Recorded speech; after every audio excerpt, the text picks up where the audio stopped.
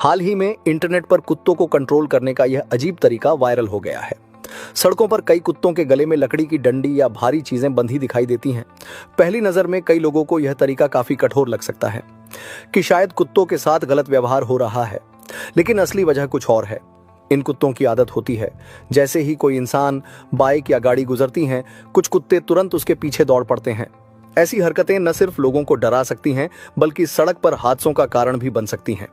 मालिक डांटते हैं, समझाते हैं, लेकिन कुछ कुत्ते फिर भी नहीं मानते।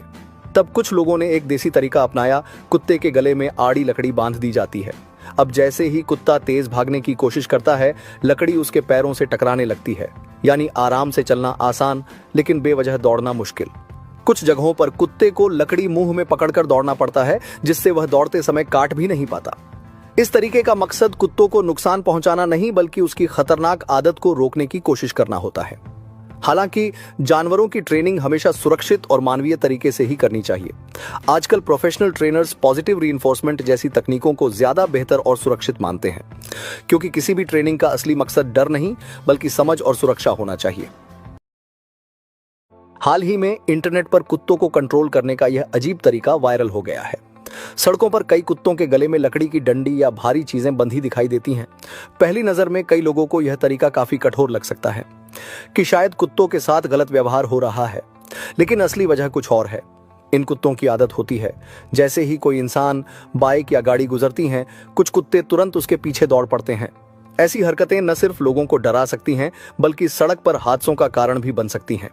मालिक डांटते हैं, समझाते हैं, लेकिन कुछ कुत्ते फिर भी नहीं मानते। तब कुछ लोगों ने एक देसी तरीका अपनाया। कुत्ते के गले में आड़ी लकड़ी बांध दी जाती है। अब जैसे ही कुत्ता तेज भागने की कोशिश करता है, लकड़ी उसके पैरों से टकराने लगती है। यानी आराम से चलना आसान, लेकिन बेवजह दौड़ना मुश्किल। कुछ जगहों पर कुत्ते को लकड़ी मुंह में पकड़कर दौड़ना पड़ता है, जिससे वह दौड़ते समय काट भी नहीं पाता। इस तरीके का मकसद कुत्तों को नुकसान पहुंचाना नहीं, बल्कि उसकी खतरनाक आदत को रोकने की कोशिश करना होता है।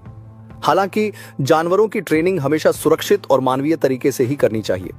आजकल प्रोफेशनल ट्रेनर्स पॉजिटिव रीइंफोर्समेंट जैसी तकनीकों को ज्यादा बेहतर और सुरक्षित मानते हैं, क्योंकि किसी भी ट्रेनिंग का असली मकसद डर नहीं, बल्कि समझ और सुरक्षा होना चाहिए।